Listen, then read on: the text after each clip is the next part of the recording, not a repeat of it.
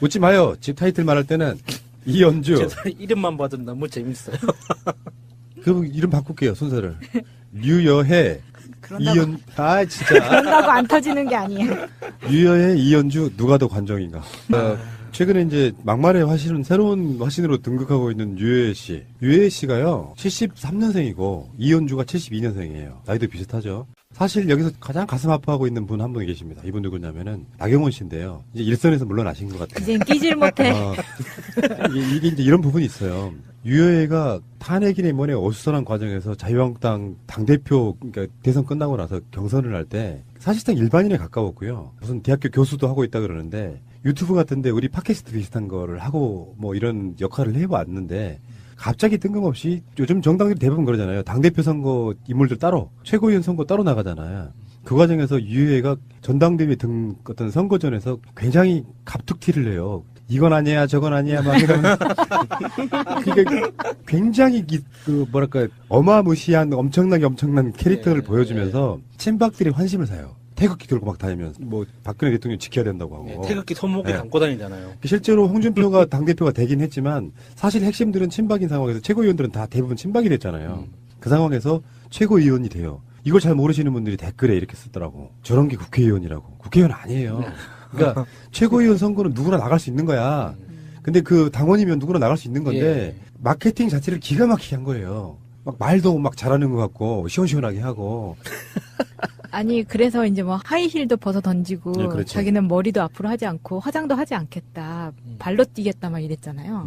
그러고 나서 바로 하이힐에 이렇게 정장 딱 머리까지 다 하시고 인사 나오시더라고요. 그 페이스북을 찾아봤어요. 이분이 트위터를 안 해서 페이스북을 한다고 그래서 페이스북 계정을 찾아봤는데 프로필 사진을 보니까 이제 막 새로 고쳤더라고요. 새로운 프로필 사진을 올렸는데 스튜디오에서 이렇게 화장하고 찍은 사진이에요. 보는 순간 정말 제 폰을 중력 가속도로 때릴 뻔했어요. 왜요?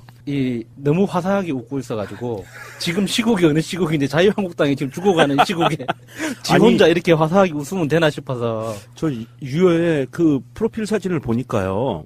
배경 사진을 보니까 정말 천진난잡하다.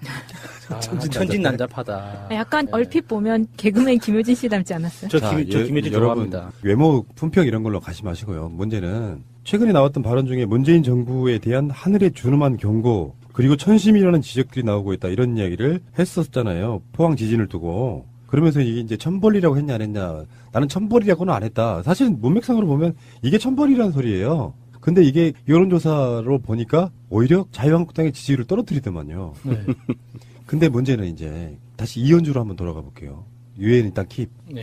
이현주도 최근에도 계속 막말을 하고 있는데 우리가 많이 비판했던 밥하는 아줌마 뭐 미친 그러면서 문재인 정부에 대해서도 가장 최근에 기억나는 건 왜 불꽃놀이에 대해서 뭐 국민의 혈세로 어쩌고 이런 개설을 했다가 또 네. 이현주도 마찬가지고 그거는 막말이라기보다는 좀 무식을 드러냄. 예. 그러니까 몸에 반대를 위한 반대가 배어 있는데 이현주 씨 그러면 안 돼요. 유해애 씨는 저는 솔직히 한편에 이해가 됩니다. 그렇게 최고위원이 된 사람이고 현역 국회의원도 아니고 국회의원 해본 적도 없고 잃을 게 없으니까 어떻게 해서든 질러서라도 눈길을 끌어야죠. 류여희 씨는. 근데 이현주는 명색이 재선 의원이에요. 알만한 사람이 알면서도 그 짓거리 하는 건 더 나쁘다는 거야. 예.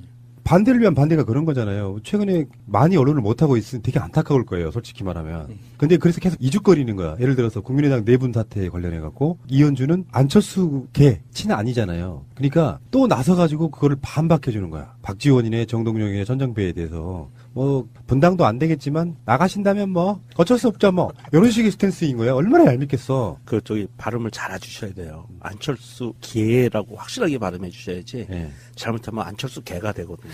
제가 발음이 잘 안 됩니다. 죄송합니다. 안철수 개. 안철수 친안철수란 얘기죠. 안철수 개. 그 안철수 카테고리. 안철수 도구가 아니에요. 이현주가 한 발언 중에서 제일 화가 났던 게 이거였어요. 최저시급 1만 원 관련해서 한날 한시에 2명씩 직원을 해고하자. 한 번에 20명을 해고해서 힘을 보여주자. 의원들끼리 이런 얘기를 해요. 의원들한테서. 아니 시급 1만 원 올린다고 해고로 힘을 보여주자. 이거는 정말 막말의 경지를 넘어선 거예요. 이거는 뭐라고 얘기해야 돼요, 이거? 최근에 이슈가 안 됐는데 이현주의 또 다른 만행 하나 있어요. 최근에도 종교인 과세 유예. 그거 대표적으로 지금 구운동하고 있어요. 아, 이현주가요? 왜요? 검색해보세요. 이현주 종교인 과세. 이현주는 천주교 신자에서 종교인 과세 이슈하고 상관이 없을 텐데. 지역구에 가면 큰 교회가 있겠지요. 후원회. 그렇게 해서 후원을 하면서 그 사람들의 이익을 위해서 뛰는 건데 어쨌건 유여회와 이현주가 왜 이러는가를 한번 이야기 한번 해보려고 그래요. 왜 이러는가? 정말 정치인들에게 노이즈 마케팅은 필요한가? 저는 일단 노이즈 마케팅의 정의를 한번 마차님이 한번 이야기해보세요. 각종 이슈를 요란스럽게 치장해 구설수에 오르도록 하거나 화제거리를 만들어서 소비자들의 이목을 현혹시켜 인지도를 늘리는 마케팅 기법을 말합니다. 소음이나 잡음을 뜻하는 노이즈를 일부러 조성해 소비자들의 호기심을 부추기는 기법으로 주로 텔레비전의 오락 프로그램이나 새로 개방하는 영화 등을 홍보할 때 많이 이용됩니다. 노이즈 마케팅은요. 기획된 노이즈 마케팅은 실패로 돌아가요. 예를 들어서 나는 노이즈 마케팅 할 생각이 없었는데 하다 보니 노이즈 마케팅처럼 돼버렸어요. 다른 말로 말하면 좋은 느낌이 아니고 나쁜 느낌의 여러 가지 것들이 화제가 되면서 그 사람이 이슈가 되는 거를 말하는 건데 노이즈 마케팅을 스스로 기획하고 하는 노이즈 마케팅은 100% 실패다. 팟캐스트로 한번 예를 들어 드릴까요? 이를테면 이런 거잖아. 새가 날아든다에게 어떤 때는 어떤 시점에서 막 악플이 달리던 시절이 있었단 말이에요. 예. 어떤 이슈 때문에. 저는 한 번도 노이즈 마케팅 기획해서 방송 내본 적이 단 한 번도 없어요. 근데 내가 이미 이게 노이즈여서 그게 사람들한테 막 입에 오르내리려갖고 순위 올려보겠다고 해본 적이 단 한 번도 없다고요. 어쩌다 보니 어떤 분들에게는 입맛에 안 맞아가지고 노이즈 마케팅처럼 보인 시절이 있었을 겁니다. 그런데요. 노이즈 마케팅이 일어나서 댓글창이 막 열리잖아요. 수백 개가 막 댓글이 달리잖아요. 예. 그럼 어떻게 될까요? 순위가 올라갈까요? 아닙니다. 노이즈 마케팅은 그런 효과가 있어요. 실제로 노이즈 마케팅을 하고 있다고 느끼는 순간에 사람들은 그 물건을 사지 않아요. 그 방송을 안 듣는다고. 댓글만 갖고 싸우는 거예요. 순위 올려줄까봐 그 방송 안 들어드리죠. 그러니까 노이즈 마케팅은 그런 효과를 갖고 있어서 예를 들면 이런 거야. 댓글 다시는 분들이 노이즈 마케팅으로 순위 올리니까 좋냐? 이렇게 이야기하시는 분들이 있어요. 두 가지 팩트가 틀렸죠.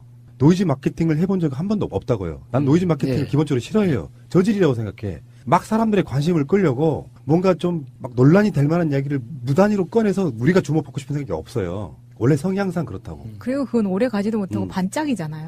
일부 출연자분들이 노이즈 마케팅처럼 보이는 발언을 한 적은 있지만 내가 방송을 만들면서 노이즈 마케팅을 지향한 적은 단 한 번도 없다 말씀드리고 싶은데 그러니까 노이즈 마케팅 하지 않았고요. 두 번째는 그래서 노이즈 마케팅 해서 순위가 올라가는 게 아니라는 말씀 드리고 싶어요. 딱 저는 보고 있잖아요. 노이즈 마케팅처럼 보이는 그 논란이 된 에피소드 사람들이 많이 안 듣습니다.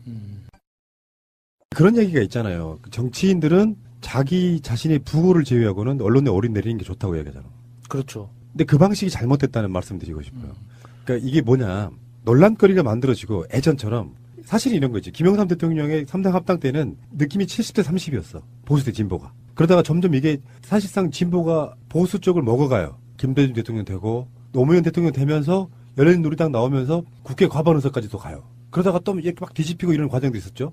그래서 박근혜 탄핵 이후의 시점에서는 지금 제가 봤을 때 보수 대 진보의 진영이 7대3 정도 또는 8대2까지도 보는 사람들이 있단 말이에요. 그쪽으로 표가 갈 건지 안 갈 건지 모르겠지만 현재는 그렇단 말이죠. 그런데 일단 급해. 노이즈 마케팅 하는 사람 입장에서는 존재감도 확인해야 되고 뭔가 말도 막 되게 하고 싶고 옛날에 5대5던 시절이 있었잖아요. 보수와 진보가. 그럴 때는 노이즈 마케팅 하는 사람이 진보 쪽 또는 보수 쪽에 있는 사람들로부터 열렬한 지지를 받아요. 그러니까 자기를 완고하게 지켜줄 세력들이 많을 때는 그게 통한다는 거예요. 자기 지지자들 집결하는 거. 근데 이쪽의 파이가 너무 작아. 그러면 이렇게 되는 거예요. 문재인 대통령은 포항 지진에 관련해서 처리를 잘하고 있다고 생각하는 사람이 80%가 넘어가는 시점에서 유해가 그거를 말도 안 되게 어그로를 끄는 노이즈 마케팅을 하게 되면 유해는 국민 민심에 반하는 말을 한 거잖아요. 그러면 이 사람들로부터 유해가 좋은 평가를 받을 이유가 사라져버리는 거예요. 유해의 생각은 사실은 다수 말하지 않고 있는 검찰의 소환장이 두려운 다수 정치인들의 생각이기도 할 거예요. 근데 말을 못하고 있는 거지. 그런 관점에서 봤을 때는 노이즈 마케팅도 자기 지지 기반이 있을 때 가능하다는 얘기예요. 계속 노이즈 마케팅을 일으키면 저쪽으로 조금이라도 건너가 있던 자기들 진영 사람들에게 돌아올 수 없는 다리를 잘라버리는 거예요. 제가 봤을 땐 그렇다는 거예요. 그게 그 노이즈 마케팅이 21세기 대명천재는 이제는 잘 안 통한다고 하는 것을 역설적으로 보여준 게 지난 5월 달에 있었던 대통령 선거였어요. 그때 문재인 후보에 대한 온갖 노이즈 마케팅이 그 다른 정당에서 벌어졌어요. 말도 안 되게 막 심하게 벌어졌죠. 그런데 그럼에도 불구하고 압도적으로 이겼거든요. 그런 것을 보면 지금 푸른나무님이 얘기한 것처럼 이게 나를 지켜줄 세력이 압도적이지 않은 상태. 내지는 절반도 안 되는 아주 극소수인 상태에서는 노이즈 마케팅이 전혀 먹히지도 않고 오히려 상대방으로 하여금 전투 의지만 더 강하게 만들어줘요. 지금 이 시기에는 자유한국당이나 이런 국민의당이나 이런 아이들이 노이즈 마케팅으로 성공할 수 있는 시대는 이미 지나갔다고 봐야 돼요. 근데 류여해가 그렇게 최고위원은 됐잖아요, 어쨌든. 자기들 안에서는 됐죠. 예. 네, 그거는 어떻게 봐야 되나요? 아, 그거는 친박들이 주류였어요. 그러니까 그 당을 민심이 떠났을 때 아주 골수 친박 당원들 중심으로 표를 내준 거고요. 그럼 홍준표는 왜 됐느냐? 그쪽 세력에 대안이 없었어요. 일단은. 그리고 홍준표 중심으로 대선을 치렀던 거기 때문에 일단은 홍준표를 갈 수밖에 없다고 생각하는 다수 사람들이 홍준표와 유해를 찍어준 거거든요. 그건 국민 민심하고 완전히 뒤떨어진 이야기죠. 불과 몇만 명 참여한 투표에 무슨 의미 부여를 할 수 있겠어요? 그 시점에서도 새누리당 또는 자유한국당의 당적을 유지한 사람들이 찍어준 편데. 그러니까 이게 우리 국민들의 의사가 반영된 게 아니고 보편적인 상식이 통한 게 아니라 범죄 집단 내부에서 그 집단 내부의 논리로만 만들어진 자리이기 때문에 큰 의미는 없어요. 그러니까 이 관심병 환자 2명의 이 행동을 노이즈 마케팅이라고 이름 붙여주는 것부터가 잘못됐다고 봐요. 아, 그것도 안 된다. 그냥 이게 류여해 같은 경우는 필요한 거예요. 자기가 그러니까 아무 말이라도 내뱉어서 최고위원이라는 이 직함이 있는 기간 동안 어떤 수단과 방법을 가리지 않고서라도 그 사람들의 기억 속에 자기 이름을 이게 때려 박아야 되는 거예요. 그래서 아무 말이나 일단 최선을 다해서 내뱉고 있는 거고, 이혼주는 돌아가기에는 너무 멀리 와버렸거든요. 여기서 다시 돌아가서 자기가 머릿속 한켠에서는 지금 뭔가 잘못되고 있다는 걸 알고 있을 거예요. 멍청한 사람이 아니기 때문에. 그런데 돌아가기에는 너무 멀리 와버려서 이제 조금만 더 가면 된다 이거죠. 안철수 오빠와 손을 잡고 조금만 더, 한 걸음만 더 나가면 원래 광명을 찾을 수 있을 거야. 이런 광명을 되찾을 수 있을 거야 라는 이것 때문에 이 안철수한테 힘이 된다고 생각되는 말들을 찾다 보니까 사실상 말이 되는 말이 하나도 없는 거죠. 안철수가 말이 되는 짓을 해야지 뭔가 도와줄 수가 있는데 안철수가 너무 헛발짓을 하니까 헛발짓을 도와줄 만한 말을 찾다 보니까 아무 말을 찾아서 내지르는 형국밖에 안 되는 거죠. 근데 이런 상황을 보고 그 사람들이 뭔가 좀 기획해서 노이즈 마케팅이라는 어떤 개념적 전략을 가지고 움직이는 것처럼 봐주는 게 자체가 저는 굉장히 불편합니다. 아니, 그러니까 그거는 네. 이제 굳이 학문적, 사회적 분리를 하자면 노이즈 네, 마케팅이라고 네. 부르는 거고, 그냥 우리가 분석하지 않으려고 하는 말이 관심종자인 거예요. 분석을 해봐야지. 우리가 이제 수준 높은 팟캐스트 입장에서는 분석을 해드려야지. 그래서 그 노이즈 마케팅이라는 용어가 등장한 거고요. 캐릭터도 중요해요, 여기서는. 정치인이 갖고 있는 캐릭터도 중요하다. 뭐냐면, 정치인들 사이에서의 이현주에 대한 평가는 뭐냐면, 이 사람은 대선도 나갈 거야. 조경태처럼?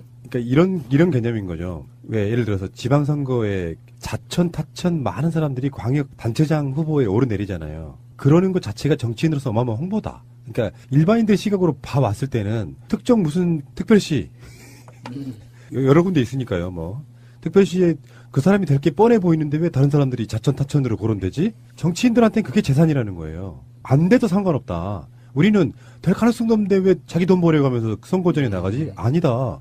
어차피요, 자기 계산, 개인 계산 들어가는 것보다는 후원회네 뭐네 해가지고 어느 정도는 보전도 바꿔요. 그렇죠. 그러니까 예를 들어서 이런 게 있잖아. 경력 중에 서울시장 이가 아니라도 네. 전 서울시장 후보. 그렇게 중량감을 키워나가는 맞아요. 거죠. 예. 그러니까 이현주가 그걸 너무 활용해 먹는 거예요. 저번에 왜 국민의당 안철수 나갔던 당대표 선거에도 정동영, 천전배, 안철수 사이에 딱 하나의 이물질이 하나 이현주가 있었잖아요. 이물질.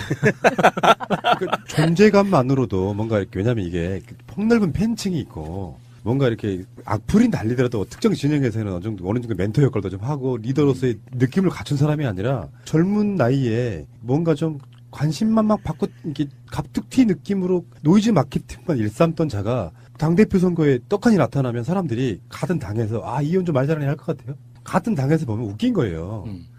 저 관심병 종자 이렇게 이야기할 수밖에 없을 거라고요. 근데 이현주는 그걸 즐긴다는 거죠. 일종의 그런 것들을 관심이라고 즐기는 건데 그래서 이제 숟가락 다 얹는 거예요. 뭐 경기도지사 또 후보 출마해요. 할 거예요. 100% 장담. 그러니까 그 가족들은 무슨 죄예요? 가족들은 부끄러워서 어떻게 살아요? 네. 그러면서 정치적인 중량감을 키운다고 하는데 그 중량감은 가벼운 언행으로 만들어지는 게 아니에요. 그게 착각이라는 이야기 해드리고 싶은 거예요. 이분한테. 언주리 씨. 그게 천성이 가볍고 철삭거리면서 말도 안 되는 어그로를 끄는 상태로 갔던 사람이 경기도지사 같은 데 나가면 나올 사람이 나왔네 하겠습니까? 진짜로 병자라고 보는 건데 문제는 진짜 중요한 건 왜 이런 폐단이 나타나느냐 그 이야기를 하나 드리고 싶어요. SNS의 폐해입니다. 이현주 중심으로 만들어진 크지도 않은 지들 나름대로 커뮤니티 속에서는 이현주 의원 화이팅 말 잘하네 뭐 등등 여러 가지로 계속 펌프질하는 세력들이 있을 거예요. 그러면서 외부로부터의 악플은 다 차단. 트위터 같은 데서 막 공격 들어오는 거 다 뭐 뮤트 또는 차단하기로 차단. 그리고 자기 커뮤니티에 있는 사람들만 막 계속 들어요. 그러면 자기 스스로가 공격은 누군가는 막연하게 하겠지만 우리 쪽 커뮤니티에서는 나를 투사로 본다. 그 마인드 갖고 계속 가는 거라고 생각해요. 사람인 이상. 그러면 그 지지자들이 잘못하는 거네. 대부분 그래요. 안철수도 마찬가지예요. 안철수 왜 그 국민의당에서 끝장 토론할 때 외부에서 피켓 들고 막 힘내라고 시위한 사람들은 다 안철수 지지자들이었어요. 얼마 전에 안철수네 뭐네 뭐 하면 그 무슨 당 행사, 당대표 출마하는 행사 전당대회에 보니까 뒤에 피켓 든 당원들이 왜 이렇게 많으신지. 그러니까 이게 정치인을, 내가 좋아하는 정치인을 정치인으로서 성공하게 하고 그리고 우뚝 서게 만들려면 지지자들이 얼마만큼 명석하고 똑똑하고 올바르고 자기 가치를 정확하게 갖고 있어야 되는지를 정확하게 보여주는 거네요. 그러니까 유여애가 했던 말, 이현주가 하는 말들을 비추어 보면 저는 이렇게 보고 싶어요. 제가 다른 방송에서 이야기를 했지만 잘한 건 잘한다고 하라는 게 무슨 말이냐. 그게 정권에 아부하는 게 아니에요. 유여애의 말이 왜 지지율을 떨어뜨렸겠어요. 국민의 정서가 괴리됐기 때문에 그런 거거든요.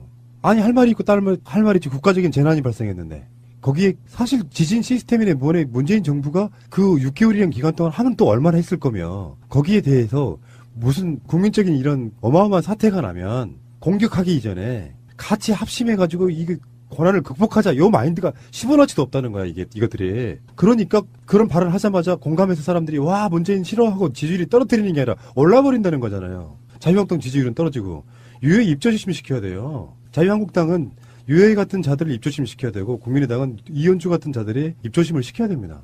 그래서 최근에 국민의당 합당이냐 아니냐를 놓고 끝장 토론하고 이럴 때 나온 이야기가 이제서야 안철수 반대 쪽에 있는 사람들이 이런 말을 하기 시작해요. 지금 문재인 대통령 잘하고 있는데 왜 딴지거냐 이런 뉘앙스의 말이 이제 나오기 시작한다고요. 반대파에 서봐야 그 느낌을 아는 거예요. 쓸데없는 존재감 필요 없고요. 하기야 문재인 대통령 잘한다고 빨아주면 언론이 받아주지도 않죠. 언론 문제도 저는 바꿔야 된다고 생각하는데 어찌됐건 잘하는 거 잘한다고 하고 정말로 국민 정서에 봤을 때 이건 아니다 싶은 거 이럴 수 있단 말이에요. 문재인 대통령 문재인 케어 잘하고 있다. 포항 지진도 잘했다. 좋다. 근데 이번에 세월호 관련해서 문재인 대통령의 뜻은 아니겠지만 유해에 관련된 것들 은폐된 건 아니지 않느냐. 진정한 진상조사 해가지고 책임자 엄벌 하라. 이 정도는 정치인이 할 수 있는 이야기잖아요. 기존에 해왔던 말이 반대를 위한 반대다 보니까 나중에 진짜 비판을 해도 비판으로 안 들린다는 거예요. 유해 이현주 씨 계속 그렇게 똥볼 차시는 게 여러분들 당인을 위해서는 좋지 않다는 말씀 드릴게요. 그나저나 나경원이 그립다 진짜. 아 진짜 변태 같아. 아 이게 나경원은 이 판에 끼기에는 뭐가 안 맞아요. 그 말이에요. 예. 자기가 레벨루가 다르잖아. 예. 사선 의원이야. 유해는 지금 초선이야. 유해가 최고위원회에서 막 튀려고 엄청 발언하면 얼마나 웃기겠어요. 그 사람들 입장에서 보면 저 자리 내 자리인데. 유여애는 초선도 아니죠. 국회 경력이 없는 사람이죠. 그만큼 자유한국당의 그 당시 전당대회 때 선출된 권력들이라고 하는 게 그만큼 어마어마하게 나갈 사람도 없었다는 반증이기도 하고요. 비선실세 최순실 씨의 딸 정유라 씨 집에 침입해 흉기를 휘두른 혐의로 붙잡힌 40대 남성에게 경찰이 구속영장을 신청했죠. 또 내일부터 박근혜 전 대통령에 대한 재판도 다시 시작됩니다.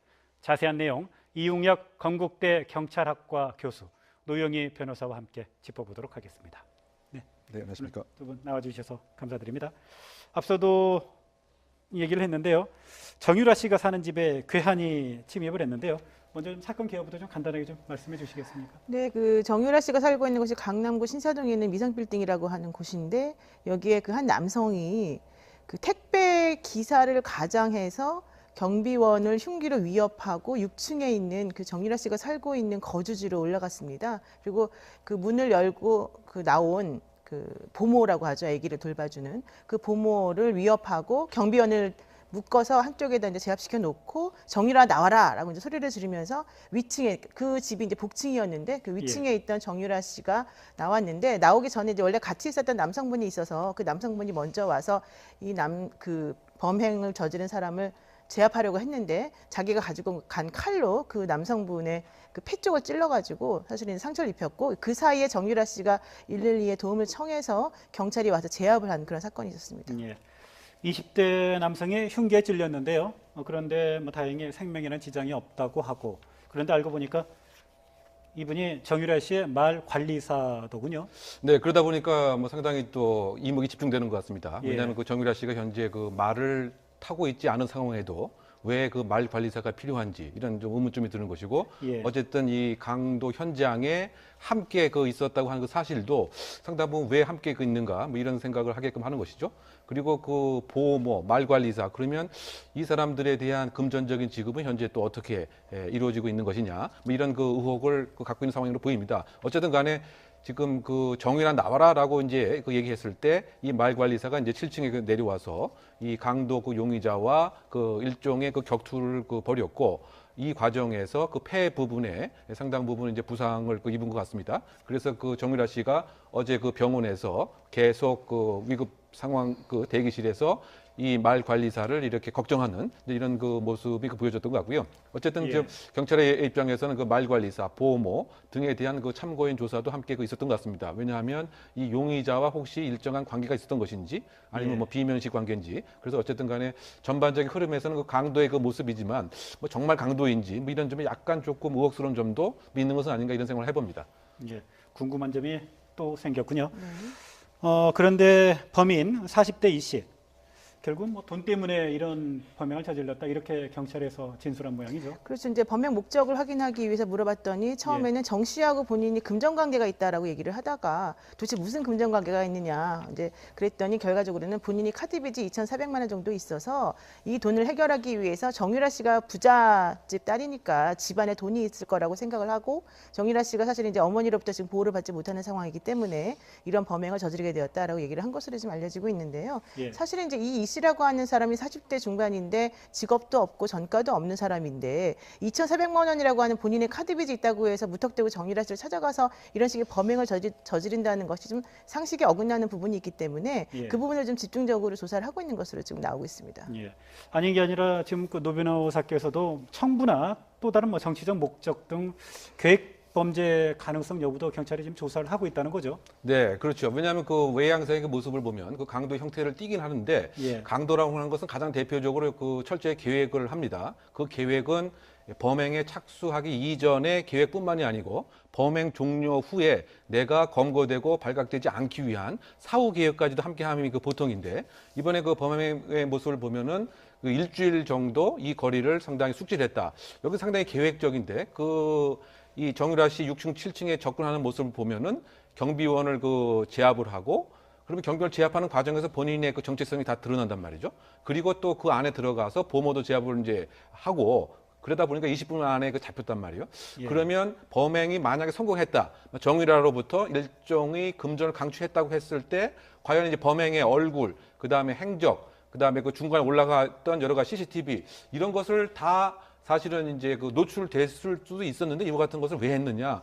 그러다 보니까 상당히 그 어설픈 강도가 아닌가 이런 생각을 해봄직하고 혹시 뭐 다른 혹시 누가 시킨 것은 아니라든가 또는 이와 같은 것을 이슈를 다시 한번 부각시키려고 했던 그 같은 정치적 목적은 또 있었던 것 아닌가 이런 거에 대한 수사가 진행중 것으로 알려져 있습니다. 그래서 어쨌든 본인이 그 얘기한 것처럼 정말 2,400만 원의 카드 채무 빚이 있는지 이 사람이 그 주거하는 곳이 지금 신림동으로 알려져 있는데 여러 가지 그 통신 내역이라든가 그 금전 내역 등을 조사를 해서 정말 2,400만 원의 빚이 있는가 여부부터 경찰이 지금 조사하고 있는 상황으로 알려져 있습니다. 예, 뭐 어설프 보이는 대목이 없잖아 있기는 있지만 그래도 정유라 씨가 살고 있는 집이라는 걸 특정을 하고 들어간 거죠. 그렇죠. 사전에 이제 준비를 했다는 거죠, 그 얘기. 예, 목표가 뚜렷했던 것으로 지금 예. 보이고 특히 이 사람이 칼을 준비해서 가져갔거든요. 예. 그러니까 이것은 본인이 나중에 검거될 수 있다라고 하는 것을 염두에 두고 거기에서 저항하려는 목적으로 가져간 것으로 보이기 때문에 예. 정말 단순한 강도에 불과한 것인지도 의심스러운 부분이 정말 있고요. 예. 실질적으로 경찰이 와서 제압을 할 때에도 강력히 저항한 흔적이 많이 있어서 그렇게 원래 그렇게까지 그냥 뭐 그 조그마한 돈 때문에 찾아간 사람이라고 하기는 조금 어설픈 그런 부분이 있습니다. 게다가 지금 현재 강남 경찰서에서 구속영장을 신청을 했는데 특수강도 혐의로 지금 신청을 했다라고 하거든요. 예. 근데 이제 이게 강도 상해로까지 이어진 부분이 있어서 영장은 발부될 예정으로 제가 지금 파악을 하고 있습니다만은 이 신림동에서 부모와 같이 살고 있는 무직의 사람이었기 때문에 이 사람이 굳이 정유라라고 하는 사람에 대해서 특별하게 어떤 원한 같은 것들을 가지고 있어서 가능성도 배제하지는 않고 있는 것으로 예. 얘기되고 있습니다. 경찰의 조사 내용을 좀 더 좀 지켜봐야 정확한 그 범행 동기가 좀 나올 것 같군요. 이런 가운데 엊그제였는데요.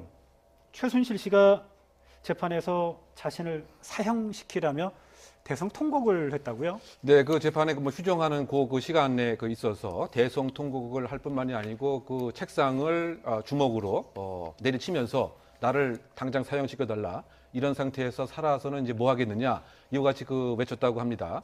그러다 보니까 여성 교도관이 휠체어를 이제 준비를 해서 일정 장소를 옮겼는데 큰 틀에서 봐서는 지금까지 여러 가지 정서적인 기본 틀 자체가 좀 무너진 것은 아닌가 일단 그와 같은 추정을 할 수밖에 없는 것이죠. 아무래도 이제 다음 달 아니면 조만간 결심 공판을 앞두고 더 이상의 무엇인가 희망이라든가 또는 나름대로의 바깥에서 재판을 받을 수 있는 가능성이 봉쇄됐다라고 하는 절망감 여러 가지 등등의 심적인 붕괴 상태라 상당히 의외의 행동을 한 것이 아닌가 이렇게 추정할 수가 있을 것 같습니다.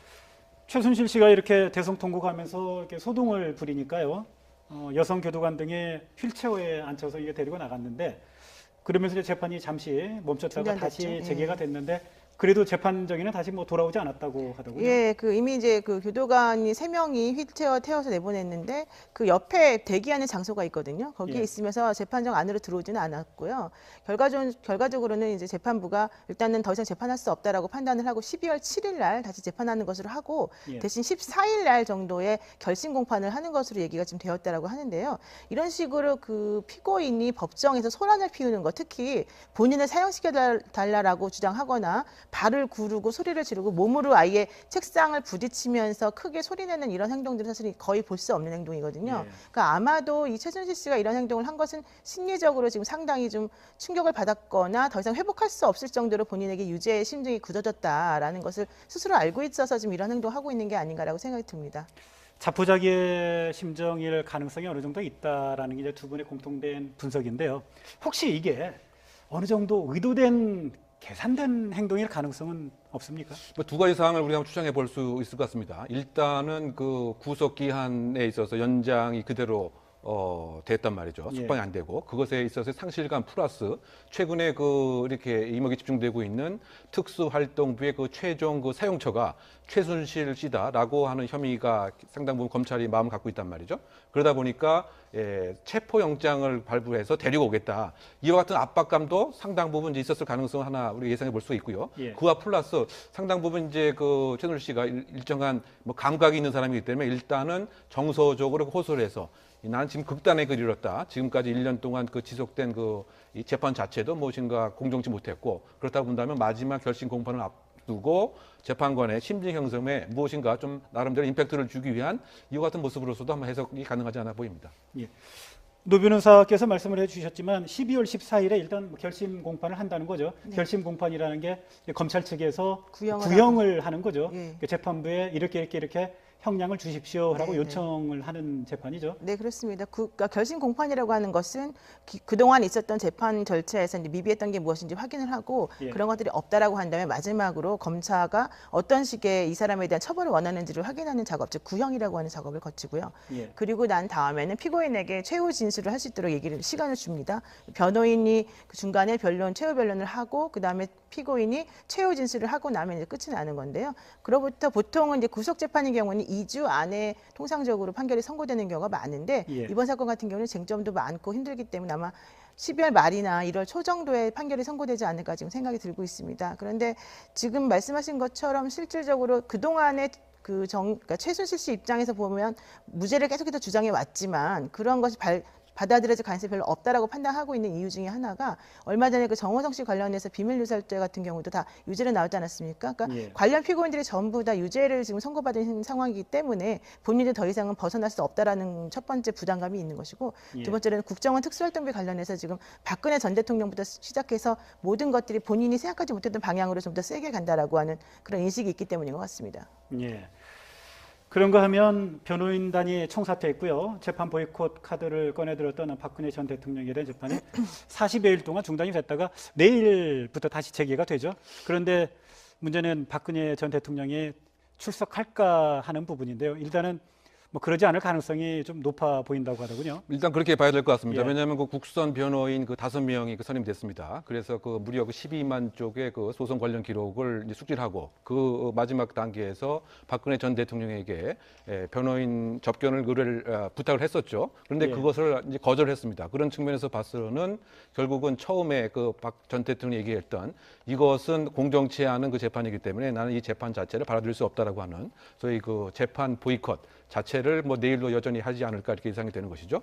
뭐 그런 그 측면에서 봤을 때 일단 그 재판부의 입장에서는 그렇다고 당장 걸석 재판을 뭐 시작하기보다는 적어도 2회, 3회 정도 재판을 연기한다든가 나름대로의 뭐 명분 같은 걸 쌓은 상태에서 걸석 재판을 시작을 하겠지만 그럼에도 불구하고 재판장의 입장에서는 상당 부분 이제 부담이 있겠죠. 내가 왜 재판장을 하는 이 시기에 재판에 흠집 내기에 그 대상이 되는가에 있어서의 뭐 부담감 같은 건 있지 않을까 생각이 듭니다. 어쨌든 예. 박 전 대통령의 입장 자체는 흠집 내기를 위해서 이것은 공정치 않은 재판이었다고 하는 것을 선명하게 부각하는 것이 차라리 법리적으로 다투는 것보단 이익이 되지 않았을까 이런 판단에서 이와 같은 행동을 하는 것이 아닌가 생각이 듭니다. 예.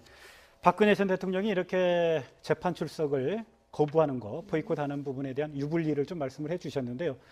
법리적인 측면과 정치적인 측면이 좀 다른 것 같아요. 걸석 재판에 대한 유불리가. 그렇죠? 그러니까 기본적으로 정치적으로는 이렇게 걸석 재판하는 것이 오히려 본인에게 유리한 것으로 지금 보이고 예. 법리적으로 봤을 때는 사실은 상당히 불리하죠. 왜냐하면 재판에 성실히 임하지 않는다. 그리고 재판 진행과 관련해서 재판부가 충분히 피고인을 배려해 주었음에도 불구하고 본인이 잘못을 뉘우치지 않고 있다라고 하는 태도를 지금 재판부에게 보여주고 있는 것이어서 예. 사실은 당연히 불리한데 이번 사건 같은 경우는 뭐 순수하게 법리적으로만 따지는 부분은 아니기 때문에 어쨌든 박근혜 전 대통령 입장에서는 이런 식의 재판 태도를 취하는 것이 마지막으로 할 수 있는 행동이 아니었을까 생각되기도 합니다.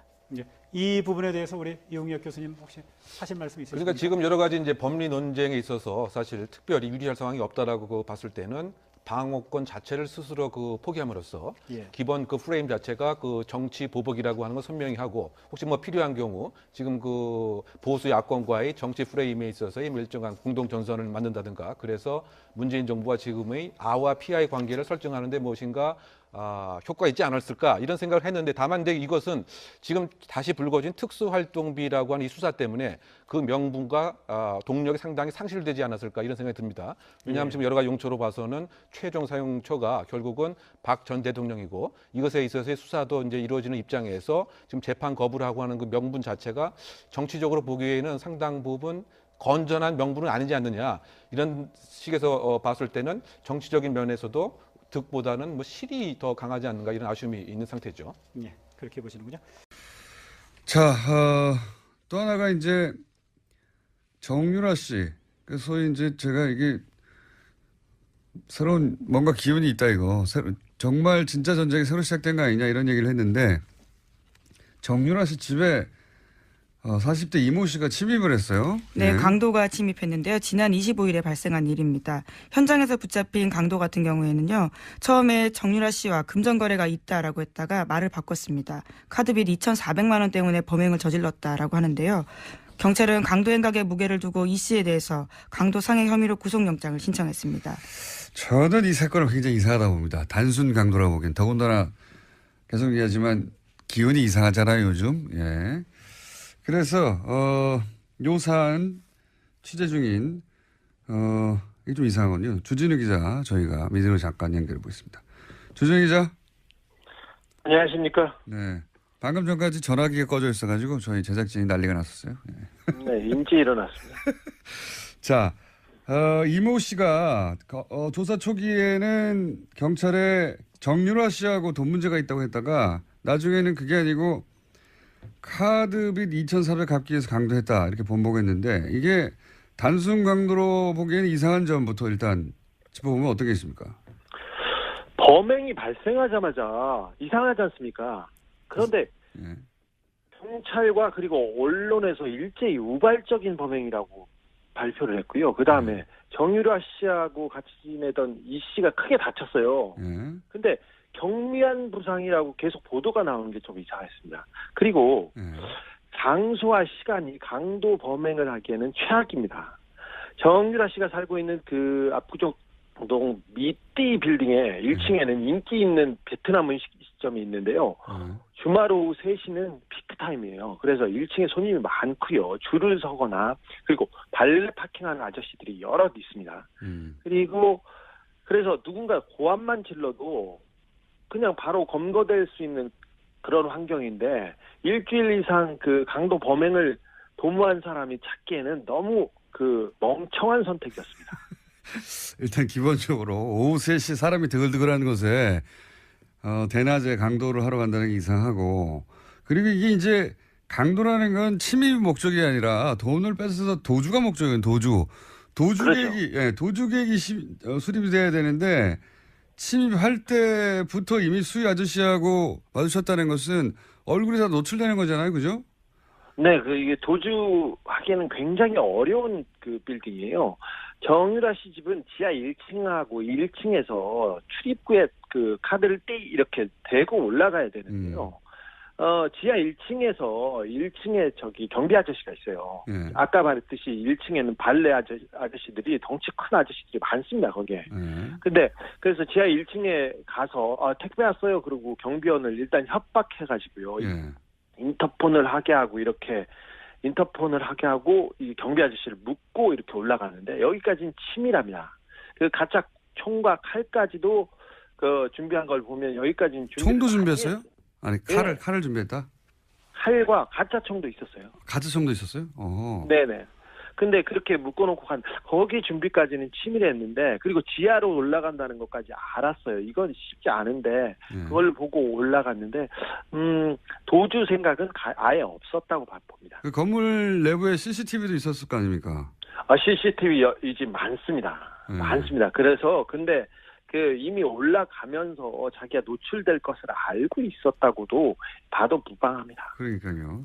원래 이제 도망가는 계획을 못 세우면 아예 들어가지도 않는 건데, 자 그렇게 실제로 집에 들어가서 좀 경찰 발표는 금품을 요구했다고 하는데 실제 금품을 요구했답니까 들어가서? 아니요, 돈을 요구하지도 않았고요. 그 돈을 숨겨놨을 뭐 최순실 씨나 정유라 씨 큰 부자이기 때문에 어디에 숨겨놨겠지, 쌓아놨겠지 했는데 금품을 찾기 위해서 집을 뒤진 흔적도 없습니다. 뒤지지도 않았습니다, 아예. 그럼 들어가서 실제로 어떤 행동을 했습니까? 이 부분 그 주목되고 있지 않은데 누가 보내서 왔다고 얘기했어요, 분명히. 누가 보내서 왔다. 그리고 정유라 나와라. 할 얘기가 있다. 할 얘기가 있어서 나와라. 이런 소리를 계속 질렀다고 합니다. 그래서 아직 어떤 얘기를 했는지는 지금 취재 중입니다. 누가 보내서 왔다. 그리고 할 얘기가 있어서 왔다. 네. 그 외에 또 어떤 행동을 했습니까? 정유라 씨는 이 빌딩에 그 6층, 7층에 복층에 있는 집에 살고 있는데 6층에는 고땡땡 유모가 살고 있고요. 유모가 고모. 있고, 네. 7층에는 정유라 씨가 지내고 있어요. 원래 6층에 정유라 씨가 살았어요. 그리고 7층에는 정윤혜 씨와 최순실 씨 방이 있었어요. 각방이었습니다, 사실. 별걸 다 알아, 각방. 예. 저 이제 거기에 어떤 사진이 걸려 있고, 이상한 도령 사진이 걸려 있고 그렇습니다. 그 40대 계안이 6층에 올라가서 모모의 신분증을 뺐었어요. 신분증이요? 신분증을 보면서 어딘가에 전화도 했습니다. 신분증을 보면 전화. 네, 이거 수사 중이니까 곧 파악이 될 겁니다. 뭐 집에 그 돈이 없으면 뭐 돈과 비슷한 카드를 뺏는다든가 분명히 뭘 다른 걸 해야 되는데 인출 시도를 한다든가. 신분증을 보고 전화를 했다는 것은 좀 이상하죠. 굉장히 이상하네요. 이건. 네. 돈을 목적으로 한 침입이 아닌 건 거의 분명한 것인데. 그리고 아까 이제 마필 관리사 같이 거주하고 있던 마필 관리사 이모 씨가 이제 다투다가 칼에 찔렸다. 그런데 뭐 경미한 부상 정도 생명 지장이 없다. 이런 식의 보도가 있는데 사실 아닙니까? 그것도 사실 아닙니다. 그 6층에서 좀 소란이 있고 그러니까 7층에서 이제 이모 씨가 나왔어요. 근데 마필 관리사 이 씨한테는 너하고는 감정이 없다. 찌르고 난 다음에도 너한테는 미안하게 생각한다. 이런 식으로 얘기를 했어요. 그리고는 너 너한테 볼 일 없으니까 저기 정유라 나와라. 정유라 나와라 이렇게 계속 얘기하고 그리고 다른 거를 찾았습니다. 볼 일이 없다. 네. 다른 볼 일이 있다는 이야기네요. 네네. 돈도 아니었고 다른 볼 일이 네. 있다. 마필 관리사 생명에 지장이 없다는 보도는요. 이것도 좀 수상한데요. 그 칼이 굉장히 깊숙이 한 번에 쑥 들어갔습니다. 거의 전문가 소행이라고 볼 수 있을 정도의 상처라고 저는 들었어요. 그래서 병원에도 확인해 봤는데 몇 센치만 옆으로 갔으면 그 신장을 관통해서 사람 바로 죽을 수도 있었어요. 그래서 단순한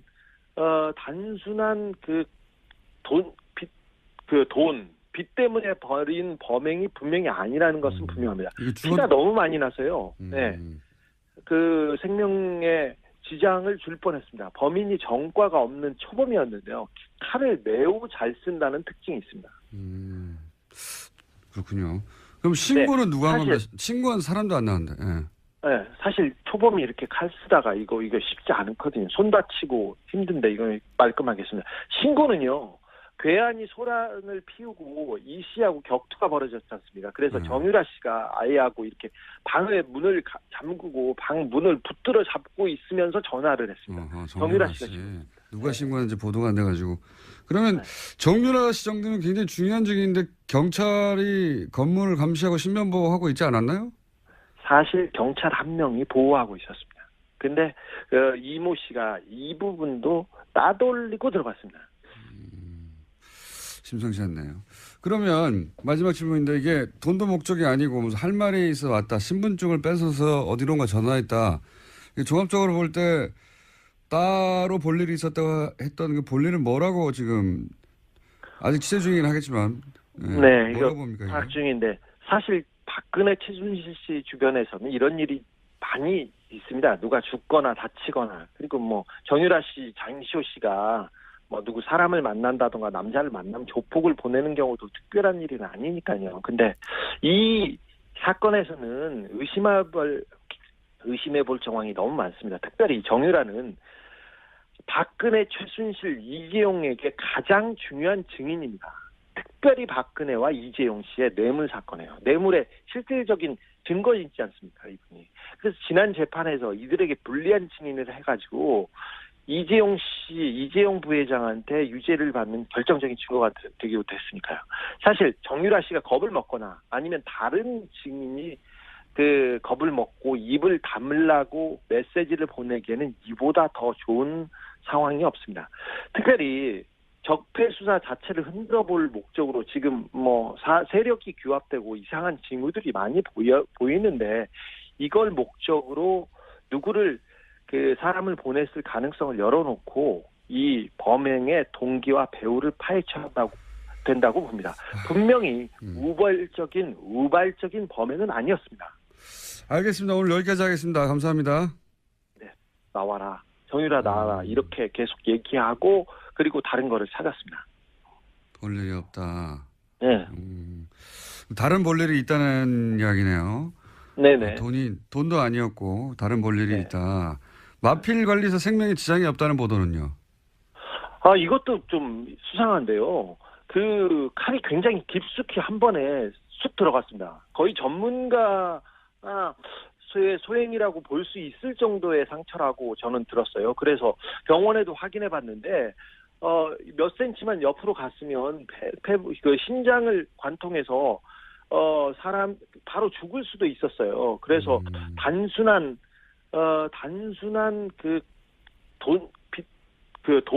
빚 때문에 벌인 범행이 분명히 아니라는 것은 분명합니다. 피가 너무 많이 나서요. 네. 그 생명에 지장을 줄 뻔했습니다. 범인이 전과가 없는 초범이었는데요. 칼을 매우 잘 쓴다는 특징이 있습니다. 그렇군요. 그럼 신고는 누가 한 겁니까? 사실 신고한 사람도 안 나왔는데. 네, 사실 초범이 이렇게 칼 쓰다가 이거 쉽지 않거든요. 손 다치고 힘든데 이거 말끔하겠습니다. 신고는요. 괴한이 소란을 피우고 이 씨하고 격투가 벌어졌지 않습니까? 그래서 정유라 씨가 아이하고 이렇게 방의 문을 잠그고 방 문을 붙들어 잡고 있으면서 전화를 했습니다. 정유라 씨가 누가 신고했는지 보도가 안 돼가지고. 그러면 정유라 씨 정도면 굉장히 중요한 증인인데 경찰이 건물을 감시하고 신변보호하고 있지 않았나요? 사실 경찰 한 명이 보호하고 있었습니다. 근데 이모 씨가 이 부분도 따돌리고 들어갔습니다. 심상치 않네요.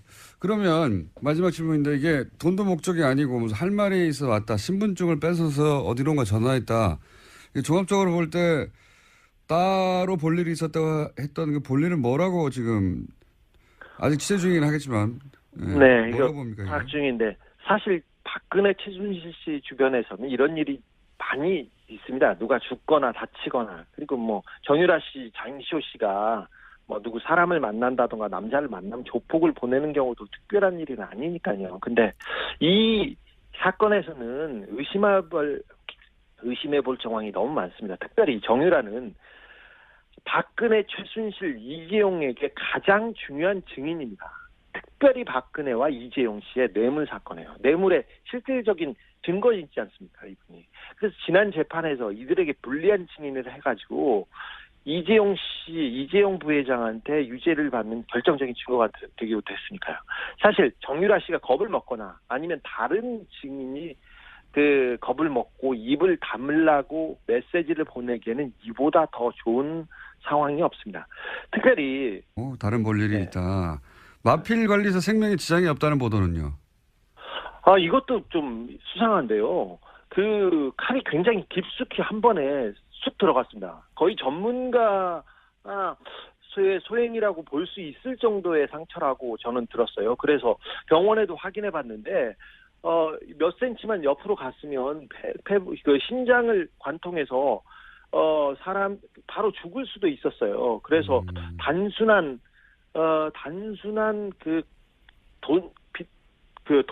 빚 때문에 벌인 범행이 분명히 아니라는 것은 분명합니다. 피가 너무 많이 나서요. 네.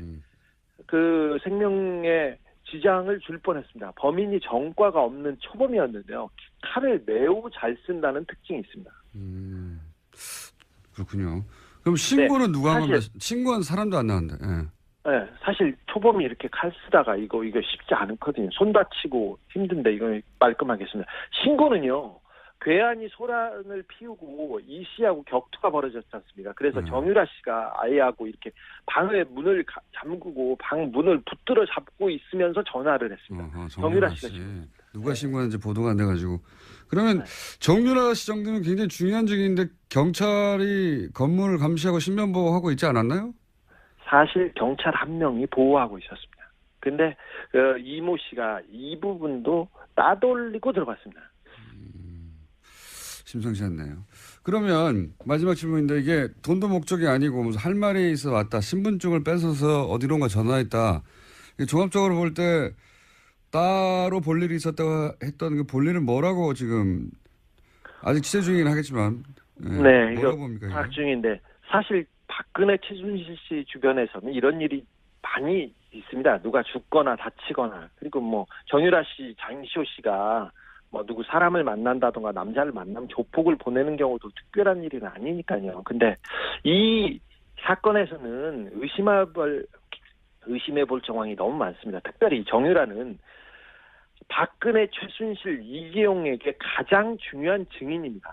특별히 박근혜와 이재용 씨의 뇌물 사건이에요. 뇌물의 실질적인 증거 있지 않습니까, 이분이. 그래서 지난 재판에서 이들에게 불리한 증인을 해가지고 이재용 부회장한테 유죄를 받는 결정적인 증거가 되기도 했으니까요. 사실 정유라 씨가 겁을 먹거나 아니면 다른 증인이 그 겁을 먹고 입을 다물라고 메시지를 보내기에는 이보다 더 좋은 상황이 없습니다. 특별히 적폐 수사 자체를 흔들어볼 목적으로 지금 뭐 세력이 규합되고 이상한 징후들이 많이 보이는데 이걸 목적으로 누구를 그 사람을 보냈을 가능성을 열어놓고 힘을 보여주자. 이거는 정말 막말의 경지를 넘어선 거예요. 이거는 뭐라고 얘기해야 돼요, 이거? 최근에 이슈가 안 됐는데 이현주의 또 다른 만행 하나 있어요. 최근에도 종교인 과세유예 그거 대표적으로 지금 그 운동하고 있어요. 아, 이현주가요? 왜요? 검색해 보세요. 이현주 종교인 과세. 이현주는 천주교 신자에서 종교인 과세 이슈하고 상관이 없을 텐데. 지역구에 가면 큰 교회가 있겠지요. 후원회. 그렇게 해서 후원을 하면서 그 사람들의 이익을 위해서 뛰는 건데 어쨌건 유여해와 이현주가 왜 이러는가를 한번 이야기 한번 해보려고 그래요. 왜 이러는가? 정말 정치인들에게 노이즈 마케팅은 필요한가? 저는 일단 노이즈 마케팅의 정의를 한번 마차님이 한번 이야기해보세요. 각종 이슈를 요란스럽게 치장해 구설수에 오르도록 하거나 화제거리를 만들어서 소비자들의 이목을 현혹시켜 인지도를 늘리는 마케팅 기법을 말합니다. 소음이나 잡음을 뜻하는 노이즈를 일부러 조성해 소비자들의 호기심을 부추기는 기법으로 주로 텔레비전의 오락 프로그램이나 새로 개방하는 영화 등을 홍보할 때 많이 이용됩니다. 노이즈 마케팅은요. 기획된 노이즈 마케팅은 실패로 돌아가요. 예를 들어서 나는 노이즈 마케팅 할 생각이 없었는데 하다 보니 노이즈 마케팅처럼 돼버렸어요. 다른 말로 말하면 좋은 느낌이 아니고 나쁜 느낌의 여러 가지 것들이 화제가 되면서 그 사람이 이슈가 되는 거를 말하는 건데 노이즈 마케팅을 스스로 기획하고 하는 노이즈 마케팅은 100% 실패다. 팟캐스트로 한번 예를 들어드릴까요? 이를테면 이런 거잖아. 새가 날아든다 이게 어떤 때는 어떤 시점에서 막 악플이 달리던 시절이 있었단 말이에요. 예. 어떤 이슈 때문에. 저는 한 번도 노이즈 마케팅을 기획해서 방송 내본 적이 단 한 번도 없어요. 근데 내가 이미 이게 노이즈여서 그게 사람들한테 막 입에 오르내리려갖고 순위 올려보겠다고 해본 적이 단 한 번도 없다고요. 어쩌다 보니 어떤 분들에게는 입맛에 안 맞아가지고 노이즈 마케팅처럼 보인 시절이 있었을 겁니다. 그런데요. 노이즈 마케팅이 일어나서 댓글창이 막 열리잖아요. 수백 개가 막 댓글이 달리잖아요. 예. 그럼 어떻게 될까요? 순위가 올라갈까요? 아닙니다. 노이즈 마케팅은 그런 효과가 있어요. 실제로 노이즈 마케팅을 하고 있다고 느끼는 순간에 사람들은 그 물건을 사지 않아요. 그 방송을 안 듣는다고. 댓글만 갖고 싸우는 거예요. 순위 올려줄까봐 그 방송 안 들어드리죠. 그러니까 노이즈 마케팅은 그런 효과를 갖고 있어서 예를 들면 이런 거야. 댓글 다시는 분들이 노이즈 마케팅으로 순위 올리니까 좋냐? 이렇게 이야기하시는 분들이 있어요. 두 가지 팩트가 틀렸죠. 노이즈 마케팅을 해본 적 한 번도 없다고요. 난 노이즈 마케팅을 예. 기본적으로 싫어해요. 저질이라고 생각해. 막 사람들의 관심을 끌려고 뭔가 좀 막 논란이 될 만한 이야기를 무단위로 꺼내서 우리가 주목받고 싶은 생각이 없어요. 원래 성향상 그렇다고. 그리고 그건 오래 가지도 못하고 반짝이잖아요. 일부 출연자분들이 노이즈 마케팅처럼 보이는 발언을 한 적은 있지만 내가 방송을 만들면서 노이즈 마케팅을 지향한 적은 단 한 번도 없다 말씀드리고 싶은데 그러니까 노이즈 마케팅 하지 않았고요. 두 번째는 그래서 노이즈 마케팅 해서 순위가 올라가는 게 아니라는 말씀 드리고 싶어요. 딱 저는 보고 있잖아요. 노이즈 마케팅처럼 보이는 그 논란이 된 에피소드 사람들이 많이 안 듣습니다. 그런 얘기가 있잖아요. 정치인들은 자기 결국은 처음에 그 박 전 대통령이 얘기했던 이것은 공정치 않은 그 재판이기 때문에 나는 이 재판 자체를 받아들일 수 없다라고 하는 소위 그 재판 보이콧 자체를 뭐 내일도 여전히 하지 않을까 이렇게 예상이 되는 것이죠. 뭐 그런 그 측면에서 봤을 때 일단 그 재판부의 입장에서는 그렇다고 당장 골속 재판을 뭐 시작하기보다는 적어도 2회, 3회 정도 재판을 연기한다든가 나름대로의 뭐 명분 같은 걸 쌓은 상태에서 골속 재판을 시작을 하겠지만 그럼에도 불구하고 재판장의 입장에서는 상당 부분 이제 부담이 있겠죠. 내가 왜 재판장을 하는 이 시기에 재판에 흠집 내기에 그 대상이 되는가에 있어서의 뭐 부담감 같은 건 있지 않을까 생각이 듭니다. 어쨌든 박 전 대통령의 입장 자체는 흠집 내기를 위해서 이것은 공정치 않은 재판이었다고 하는 것을 선명하게 부각하는 것이 차라리 법리적으로 다투는 것보단 이익이 되지 않았을까 이런 판단에서 이와 같은 행동을 하는 것이 아닌가 생각이 듭니다. 박근혜 전 대통령이 이렇게 재판 출석을 거부하는 거, 보이콧하는 부분에 대한 유불리를 좀 말씀을 해주셨는데요. 법리적인 측면과 정치적인 측면이 좀 다른 것 같아요.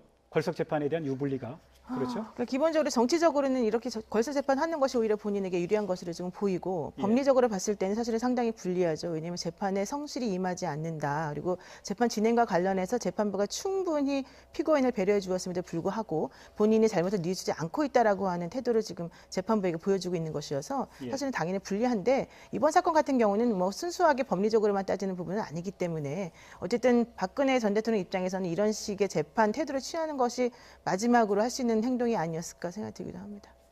이 부분에 대해서 우리 이용혁 교수님 혹시 하실 말씀 있으십니까? 그러니까 지금 여러 가지 이제 법리 논쟁에 있어서 사실 특별히 유리할 상황이 없다라고 봤을 때는 방어권 자체를 스스로 그 포기함으로써 예. 기본 그 프레임 자체가 그 정치 보복이라고 하는 걸 선명히 하고 혹시 뭐 필요한 경우 지금 그 보수 야권과의 정치 프레임에 있어서의 일정한 공동 전선을 만든다든가 그래서 문재인 정부와 지금의 아와 피아의 관계를 설정하는데 무엇인가 효과가 있지 않았을까 이런 생각을 했는데 다만 이제 이것은 지금 다시 불거진 특수활동비라고 하는 이 수사 때문에 그 명분과 동력이 상당히 상실되지 않았을까 이런 생각이 듭니다. 왜냐하면 지금 여러 가지 용처로 봐서는 최종 사용처가 결국은 박 전 대통령이고 이것에 있어서의 수사도 이제 이루어지는 입장에서 지금 재판 거부를 하고 하는 그 명분 자체가 정치적으로 보기에는 상당 부분 건전한 명분은 아니지 않느냐 이런 식에서 봤을 때는 정치적인 면에서도 득보다는 뭐 실이 더 강하지 않는가 이런 아쉬움이 있는 상태죠. 예, 그렇게 보시는군요. 자, 또 하나가 이제 정유라 씨. 소위 이제 제가 이게 새로운 뭔가 기운이 있다 이거.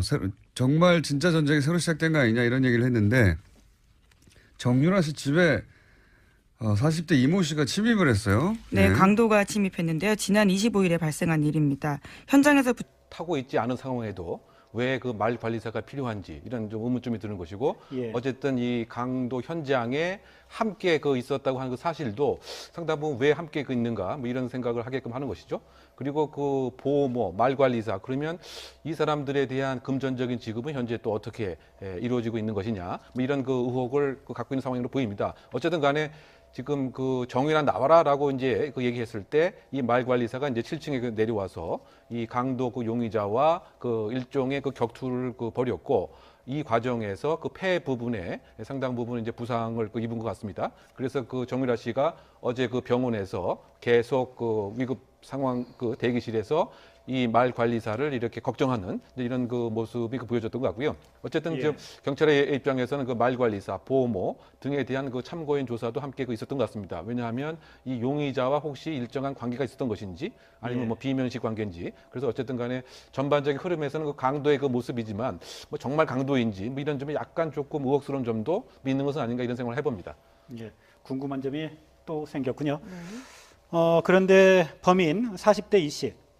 결국은 뭐 돈 때문에 이런 범행을 저질렀다 이렇게 경찰에서 진술한 모양이죠. 그렇죠. 이제 범행 목적을 확인하기 위해서 물어봤더니 처음에는 정 씨하고 본인이 금전 관계가 있다라고 얘기를 하다가 도대체 무슨 금전 관계가 있느냐 이제 그랬더니 결과적으로는 본인이 카드빚이 2,400만 원 정도 있어서 이 돈을 해결하기 위해서 정유라 씨가 부잣집 딸이니까 집안에 돈이 있을 거라고 생각을 하고 정유라 씨가 사실 이제 어머니로부터 지금 보호를 받지 못하는 상황이기 때문에 이런 범행을 저지르게 되었다라고 얘기를 한 것으로 지금 알려지고 있는데요. 사실은 이제 이 씨라고 하는 사람이 40대 중반인데 직업도 없고 전과도 없는 사람인데 2,400만 원이라고 하는 본인의 카드빚이 있다고 해서 무턱대고 정유라 씨를 찾아가서 이런 식의 범행을 저지른다는 것이 좀 상식에 어긋나는 부분이 있기 때문에 그 부분을 좀 집중적으로 조사를 하고 있는 것으로 지금 나오고 있습니다. 아닌 게 아니라 지금 그 노 변호사께서도 청부나 또 다른 뭐 정치적 목적 등 계획 범죄 가능성 여부도 경찰이 지금 조사를 하고 있다는 거죠. 네, 그렇죠. 왜냐하면 그 외양상의 그 모습을 보면 그 강도 형태를 띠긴 하는데 강도라고 하는 것은 가장 대표적으로 그 철저히 계획을 합니다. 그 계획은 범행에 착수하기 이전의 계획뿐만이 아니고 범행 종료 후에 내가 검거되고 발각되지 않기 위한 사후 계획까지도 함께함이 그 보통인데 이번에 그 범행의 모습을 보면은 그 일주일 정도 이 거리를 상당히 숙지했다.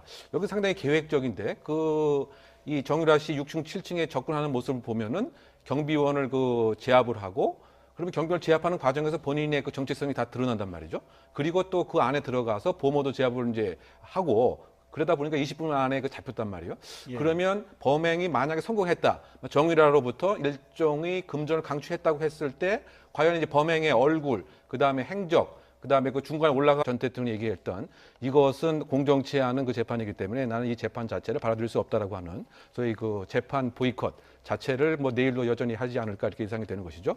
뭐 그런 그 측면에서 봤을 때 일단 그 재판부의 입장에서는 그렇다고 당장 골속 재판을 뭐 시작하기보다는 적어도 2회, 3회 정도 재판을 연기한다든가 나름대로의 뭐 명분 같은 걸 쌓은 상태에서 골속 재판을 시작을 하겠지만 그럼에도 불구하고 재판장의 입장에서는 상당 부분 이제 부담이 있겠죠. 내가 왜 재판장을 하는 이 시기에 재판에 흠집 내기에 그 대상이 되는가에 있어서의 뭐 부담감 같은 건 있지 않을까 생각이 듭니다. 어쨌든 박 전 대통령의 입장 자체는 흠집 내기를 위해서 이것은 공정치 않은 재판이었다고 하는 것을 선명하게 부각하는 것이 차라리 법리적으로 다투는 것보단 이익이 되지 않았을까 이런 판단에서 이와 같은 행동을 하는 것이 아닌가 생각이 듭니다.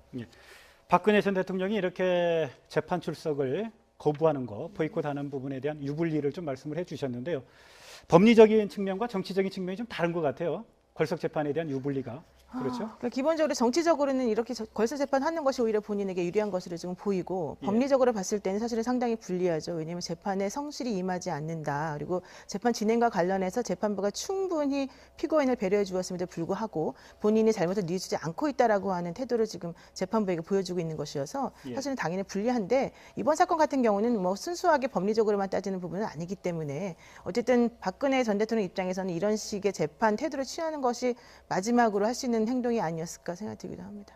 예. 이 부분에 대해서 우리 이용혁 교수님 혹시 하실 말씀 있으십니까? 그러니까 지금 여러 가지 이제 법리 논쟁에 있어서 사실 특별히 유리할 상황이 없다라고 봤을 때는 방어권 자체를 스스로 포기함으로써 예. 기본 프레임 자체가 정치 보복이라고 하는 걸 선명히 하고 혹시 뭐 필요한 경우 지금 보수 야권과의 정치 프레임에 있어서의 일정한 공동 전선을 만든다든가 그래서 문재인 정부와 지금의 아와 피아의 관계를 설정하는데 무엇인가 효과 있지 않았을까 이런 생각을 했는데 다만 근데 이것은 지금 다시 불거진 특수활동비라고 하는 이 수사 때문에 그 명분과 동력이 상당히 상실되지 않았을까 이런 생각이 듭니다. 왜냐하면 지금 여러 가지 용처로 봐서는 최종 사용처가 결국은 박 전 대통령이고 이것에 있어서의 수사도 이제 이루어지는 입장에서 지금 재판 거부를 하고 하는 그 명분 자체가 정치적으로 보기에는 상당 부분 건전한 명분은 아니지 않느냐 이런 식에서 봤을 때는 정치적인 면에서도 득보다는 실이 더 강하지 않는가 이런 아쉬움이 있는 상태죠. 예, 그렇게 보시는군요.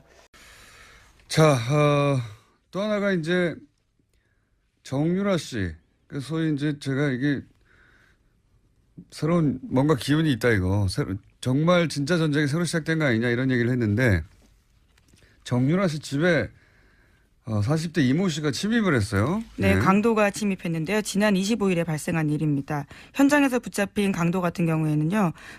본인이 나중에 검거될 수 있다라고 하는 것을 염두에 두고 거기에서 저항하려는 목적으로 가져간 것으로 보이기 때문에 예. 정말 단순한 강도에 불과한 것인지도 의심스러운 부분이 정말 있고요. 예. 실질적으로 경찰이 와서 제압을 할 때에도 강력히 저항한 흔적이 많이 있어서 원래 그렇게까지 그냥 그 조그마한 돈 때문에 찾아간 사람이라고 하기는 조금 어설픈 그런 부분이 있습니다. 게다가 지금 현재 강남 경찰서에서 구속영장을 신청을 했는데 특수강도 혐의로 지금 신청을 했다라고 하거든요. 예. 근데 이제 이게 강도 상해로까지 이어진 부분이 있어서 영장은 발부될 예정으로 제가 지금 파악을 하고 있습니다만은 이 실질적에서 부모와 같이 살고 있는 무직의 사람이었기 때문에 이 사람이 굳이 정유라라고 하는 사람에 대해서 특별하게 어떤 원한 같은 것들을 가지고 있어서 가능성도 배제하지는 않고 있는 것으로 예. 얘기되고 있습니다. 경찰의 조사 내용을 좀 더 지켜봐야 정확한 범행 동기가 좀 나올 것 같군요. 이런 가운데 엊그제였는데요. 최순실 씨가 재판에서 자신을 사형시키라며 대성 통곡을 했다고요? 네, 그 재판에 휴정하는 그 시간에 있어서 대성 통곡을 할 뿐만이 아니고 그 책상을 주먹으로 내리치면서 나를 당장 사형시켜달라. 이런 상태에서 살아서는 이제 뭐 하겠느냐 이와 같이 외쳤다고 합니다. 그러다 보니까 여성 교도관이 휠체어를 이제 준비를 해서 일정 장소를 옮겼는데 큰 틀에서 봐서는 지금까지 여러 가지 정서적인 기본 틀 자체가 좀 무너진 것은 아닌가 일단 그 같은 추정을 할 수밖에 없는 것이죠. 아무래도 이제 다음 달 아니 조만간 결심 공판을 앞두고 더 이상의 무엇인가 희망이라든가 또는 나름대로의 바깥에서 재판을 받을 수 있는 가능성이 봉쇄됐다라고 하는 절망감 여러 가지 등등의 심적인 붕괴 상태라 상당히 의외의 행동을 한 것이 아닌가 이렇게 추정할 수가 있을 것 같습니다. 최순실 씨가 이렇게 대성 통곡하면서 이렇게 소동을 부리니까요. 여성 교도관 등이 휠체어에 앉혀서 이게 데리고 나갔는데 그러면서 이제 재판이 잠시 멈췄다가 다시 재개가 됐는데 그래도 재판정에는 다시 돌아오지 않았다고 하더군요. 예, 이미 이제 교도관이 3명이 휠체어 태워서 내보냈는데 그 옆에 대기하는 장소가 있거든요. 거기에 예. 있으면서 재판정 안으로 들어오지는 않았고요.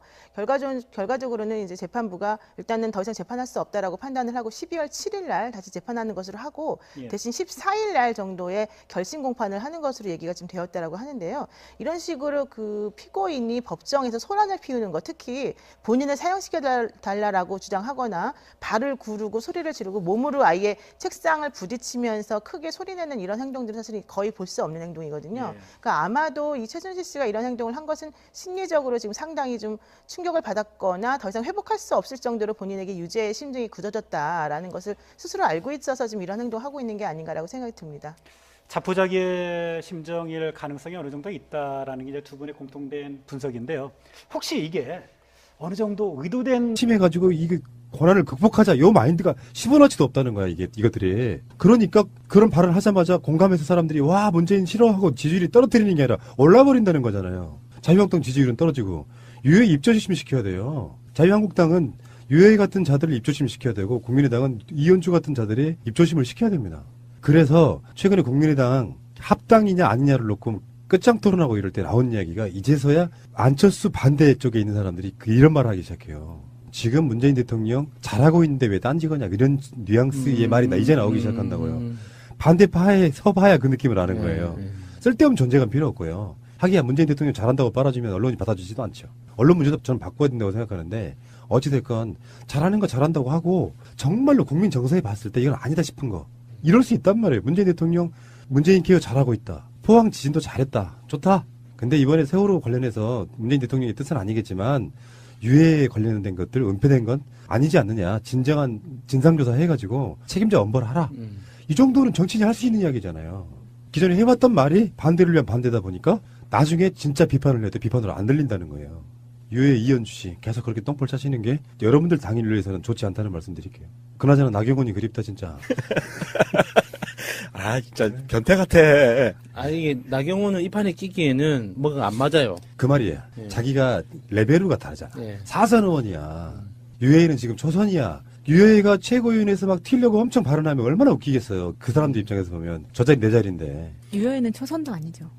국회 경력이 없는 사람이죠. 그만큼 자유한국당의 그 당시 전당대회 때 선출된 권력들이라고 하는 게 그만큼 어마어마하게 나갈 사람도 없었다는 반증이기도 하고요. 비선 실세 최순실 씨의 딸 정유라 씨 집에 침입해 흉기를 휘두른 혐의로 붙잡힌 40대 남성에게 경찰이 구속영장을 신청했죠. 또 내일부터 박근혜 전 대통령에 대한 재판도 다시 시작됩니다. 자세한 내용 이웅혁 건국대 경찰학과 교수 노영희 변호사와 함께 짚어보도록 하겠습니다. 네, 안녕하십니까. 두 분 나와주셔서 감사드립니다. 앞서도 얘기를 했는데요. 정유라 씨가 사는 집에 괴한이 침입을 했는데요. 먼저 좀 사건 개요부터 좀 간단하게 좀 말씀해 주시겠습니까? 네, 그 정유라 씨가 살고 있는 곳이 강남구 신사동에 있는 미성빌딩이라고 하는 곳인데 여기에 그 한 남성이 그 택배 기사를 가장해서 경비원을 흉기로 위협하고 6층에 있는 그 정유라 씨가 살고 있는 거주지로 올라갔습니다. 그리고 그 문을 열고 그 나온 그 보모라고 하죠. 아기를 돌봐주는 그 보모를 위협하고 경비원을 묶어서 한쪽에다 이제 제압시켜 놓고 정유라 나와라라고 이제 소리를 지르면서 위층에 그 집이 이제 복층이었는데 그 위층에 있던 정유라 씨가 나왔는데 나오기 전에 이제 원래 같이 있었던 남성분이 있어서 그 남성분이 먼저 와서 이 대통령 되고 노무현 대통령 되면서 열린우리당 나오면서 국회 과반의석까지도 가요. 그러다가 또 이렇게 막 뒤집히고 이런 과정도 있었죠. 그래서 박근혜 탄핵 이후의 시점에서는 지금 제가 봤을 때 보수대 진보의 진영이 7대3 정도 또는 8대2까지도 보는 사람들이 있단 말이에요. 그쪽으로 표가 갈 건지 안 갈 건지 모르겠지만 현재는 그렇단 말이죠. 그런데 일단 급해. 노이즈 마케팅 하는 사람 입장에서는 존재감도 확인해야 되고 뭔가 말도 막 되게 하고 싶고 옛날에 5대5던 시절이 있었잖아요. 보수와 진보가. 그럴 때는 노이즈 마케팅 하는 사람이 진보 쪽 또는 보수 쪽에 있는 사람들로부터 열렬한 지지를 받아요. 그러니까 자기를 완고하게 지켜줄 세력들이 많을 때는 그게 통한다는 거예요. 자기 지지자들 집결하는 거. 근데 이쪽의 파이가 너무 작아. 그러면 이렇게 되는 거예요. 문재인 대통령은 포항 지진에 관련해서 처리를 잘하고 있다고 생각하는 사람이 80%가 넘어가는 시점에서 유해가 그거를 말도 안 되게 어그로를 끄는 노이즈 마케팅을 하게 되면 유해는 국민 민심에 반하는 말을 한 거잖아요. 그러면 이 사람들로부터 유해가 좋은 평가를 받을 이유가 사라져버리는 거예요. 유해의 생각은 사실은 다수 말하지 않고 있는 검찰의 소환장이 두려운 다수 정치인들의 생각이기도 할 거예요. 근데 말을 못하고 있는 거지. 그런 관점에서 봤을 때는 노이즈 마케팅도 자기 지지 기반이 있을 때 가능하다는 얘기예요.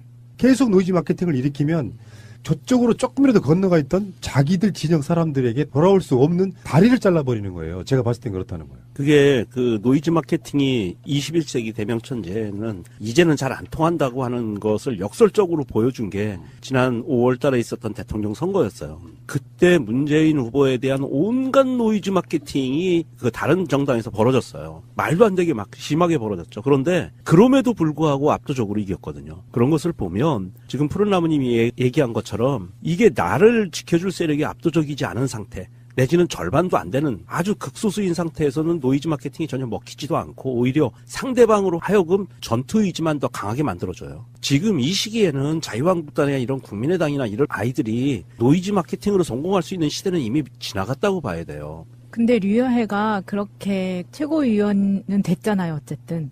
자기들 안에서는 됐죠. 예. 네, 그거는 어떻게 봐야 되나요? 아, 그거는 친박들이 주류였어요. 그러니까 그 당을 민심이 떠났을 때 아주 골수 친박 당원들 중심으로 표를 내준 거고요. 그러면 홍준표는 왜 됐느냐? 그쪽 세력에 대안이 없었어요. 일단은. 그리고 홍준표 중심으로 대선을 치렀던 거기 때문에 일단은 홍준표로 갈 수밖에 없다고 생각하는 다수 사람들이 홍준표와 유해를 찍어준 거거든요. 그건 국민 민심하고는 완전히 뒤떨어진 이야기죠. 불과 몇만 명 참여한 투표에 무슨 의미 부여를 할 수 있겠어요? 그 시점에서도 새누리당 또는 자유한국당의 당적을 유지한 사람들이 찍어준 편데. 그러니까 이게 우리 국민들의 의사가 반영된 게 아니고 보편적인 상식이 통한 게 아니라 범죄 집단 내부에서 그 집단 내부의 논리로만 만들어진 자리이기 때문에 큰 의미는 없어요. 그러니까 이 관심병 환자 2명의 이 행동을 노이즈 마케팅이라고 거나 더 이상 회복할 수 없을 정도로 본인에게 유죄의 심증이 굳어졌다라는 것을 스스로 알고 있어서 지금 이런 행동을 하고 있는 게 아닌가라고 생각이 듭니다. 자포자기의 심정일 가능성이 어느 정도 있다라는 게 이제 두 분의 공통된 분석인데요.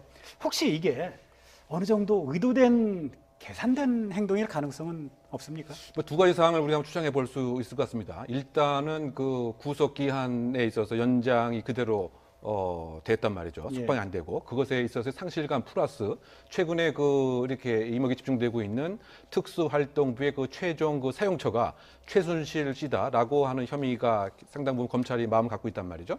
그러다 보니까 체포영장을 발부해서 데리고 오겠다. 이와 같은 압박감도 상당 부분 이제 있었을 가능성을 하나 우리 예상해 볼 수 있고요. 예. 그와 플러스 상당 부분 이제 그 최순실 씨가 일정한 뭐 감각이 있는 사람이기 때문에 일단은 정서적으로 호소를 해서 나는 지금 극단의 글을 이뤘다. 지금까지 1년 동안 그 지속된 이 재판 자체도 무엇인가 공정치 못했고 그렇다 본다면 마지막 결심 공판을 앞두고 재판관의 심증 형성에 무엇인가 좀 나름대로 임팩트를 주기 위한 이와 같은 모습으로서도 한번 해석이 가능하지 않아 보입니다. 예. 노 변호사께서 말씀을 해주셨지만 12월 14일에 일단 결심 공판을 한다는 거죠. 네. 결심 공판이라는 게 검찰 측에서 구형을 구형을 하는 거죠. 예. 그 재판부에 이렇게 형량을 주십시오라고 네, 요청을 하는 재판이죠. 네, 그렇습니다. 그러니까 결심 공판이라고 하는 것은 그동안 있었던 재판 절차에서 이제 미비했던 게 무엇인지 확인을 하고 예. 그런 것들이 없다라고 한다면 마지막으로 검사가 어떤 식의 이 사람에 대한 처벌을 원하는지를 확인하는 작업, 즉 구형이라고 하는 작업을 거치고요. 예. 그리고 난 다음에는 피고인에게 최후 진술을 할 수 있도록 시간을 줍니다.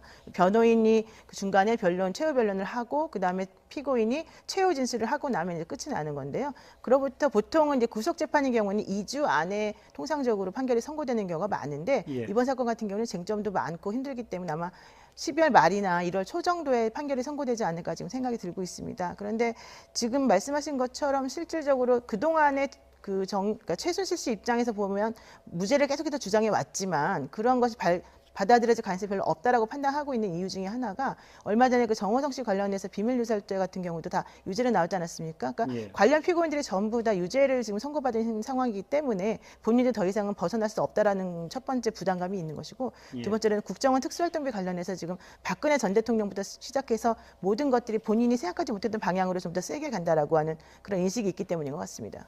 예. 그런가 하면 변호인단이 총사퇴했고요. 재판 보이콧 카드를 꺼내들었던 박근혜 전 대통령에 대한 재판이 40여일 동안 중단이 됐다가 내일부터 다시 재개가 되죠.